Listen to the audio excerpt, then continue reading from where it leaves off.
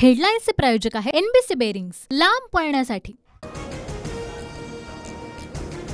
बीडमधून पंकजा मुंडे लोकसभेच्या रिंगणामध्ये उतरण्याची शक्यता। वरिष्ठ नेत्यांमध्ये चर्चा सुरू। पंकजा मुंडेंना उमेदवारी मिळाल्यास धनंजय मुंडे स्टार प्रचारक असणार। अमरावतीमधून नवनीत राणा भाजपच्या तिकिटावर निवडणूक लढवण्याची शक्यता। उत्तर मध्य मुंबईतूनही पूनम महाजनांसह पियुष गोयल शेलारांच्या नावाची चर्चा। भाजपच्या सर्व निवडणूक निरीक्षकांची आज बैठक। बैठकीमध्ये लोकसभा मतदारसंघांचा आढावा घेणार। लोकसभा उमेदवार निश्चितीसाठी भाजपची 6 जणांची समिती। देवेंद्र फडणवीस, चंद्रशेखर बावनकुळे, रावसाहेब दानवे, सुधीर मुनगंटीवार, चंद्रकांत पाटील आणि आशिष शेलारांचा समावेश। उत्तर मुंबई लोकसभा मतदारसंघाच्या निरीक्षकपदी नेमणूक झाल्यानंतर पंकजा मुंडे आज मुंबई दौऱ्यावर। मुंबईतील कांदिवलीमध्ये पदाधिकाऱ्यांसोबत संवाद साधणार।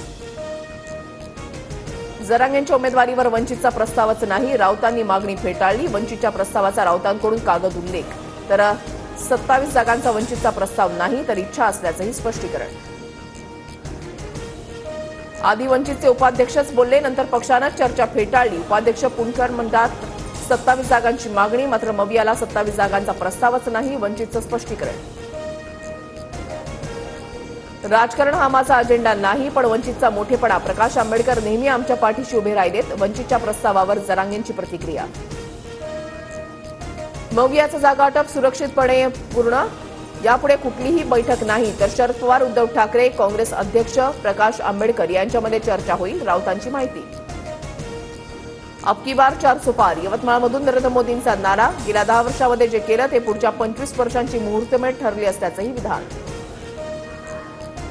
जेव्हा महाराष्ट्रातील कृषी मंत्री होते तेव्हा केंद्रामध्ये यूपीएचे भ्रष्ट सरकार होतं, गरजूंना लाभ मिळत नव्हता। पंतप्रधान मोदींचा शरद पवारांवर हल्लाबोल।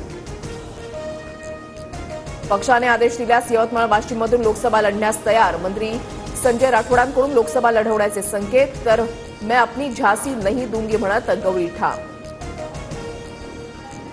आढळराव पाटलांच्या अजित पवार गटामध्ये प्रवेशानं शिरूरचं राजकारण तापलं। आढळराव आल्यास मी घरी बसणं पसंत करेन, खेडचे आमदार दिलीप मोहितेंचा स्पष्ट इशारा। ठाकरे गटाच्या याचिकांवर उद्या सुप्रीम कोर्टामध्ये सुनावणी। विधानसभा अध्यक्षांच्या निर्णयाविरोधात आणि निवडणूक आयोगाच्या निकालाविरोधात ठाकरे गटाची याचिका। मुख्यमंत्री कार्यालयामध्ये आलेल्या निवेदनांवर मुख्यमंत्र्यांची बनावट स्वाक्षरी।